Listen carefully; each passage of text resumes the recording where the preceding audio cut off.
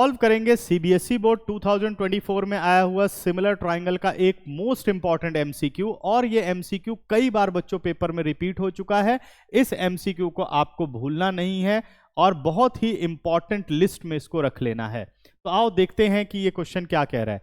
कह रहा है in the given figure triangle ABC is shown DE parallel to BC if AD is equal to 5 cm, DB is 2.5 cm, BC is equal to 12 cm, then DE is equal to, हमें दिया हुआ बेटा DE parallel to BC और DE find out करने के लिए बोल रहा है।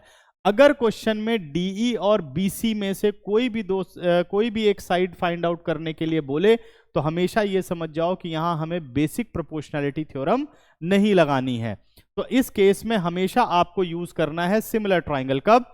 जब DE या BC में से कोई वैल्यू फाइंड आउट करनी हो या इन दोनों में कोई रिलेशन दे करके फाइंड आउट करना हो, मतलब जब भी DE और BC का इस्तेमाल हो तो समझ जाओ सिमिलर ट्राइंगल हम यूज करेंगे। तो अब सिमिलर ट्राइंगल में आप कौन कौन सी ट्राइंगल सिमिलर करेंगे? Triangle ADE, similar triangle ABC। मतलब मैंने डायरेक्ट लिख दिया, आपको करने की जरूरत नहीं, बता रहा हूं कैसे ये सिमिलर होगी।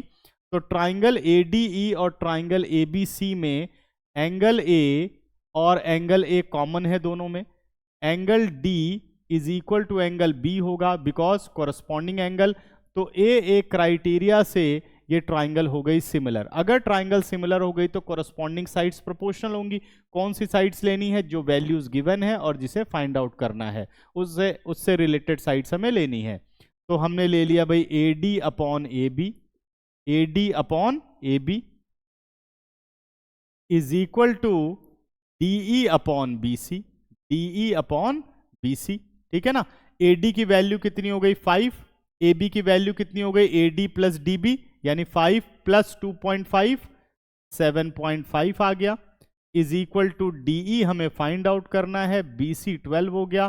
करते हैं बेटा क्रॉस मल्टीप्लाई, तो DE इज इक्वल टू हो गया 5 इंटू 12, 7.5 का डेसिमल हटाया 10 आ गया न्यूमरेटर में, और होल अपॉन 75। 5 से 75 को कट किया 15 आ गया। 5 3 जा 15, 5 2 जा 10, 3 4 जा 12, यानी DE की वैल्यू हमारे पास आ गई 8 सेंटीमीटर। DE कितना आ गया? 8 सेंटीमीटर, यानी ऑप्शन नंबर C इस क्वेश्चन का करेक्ट ऑप्शन हो गया।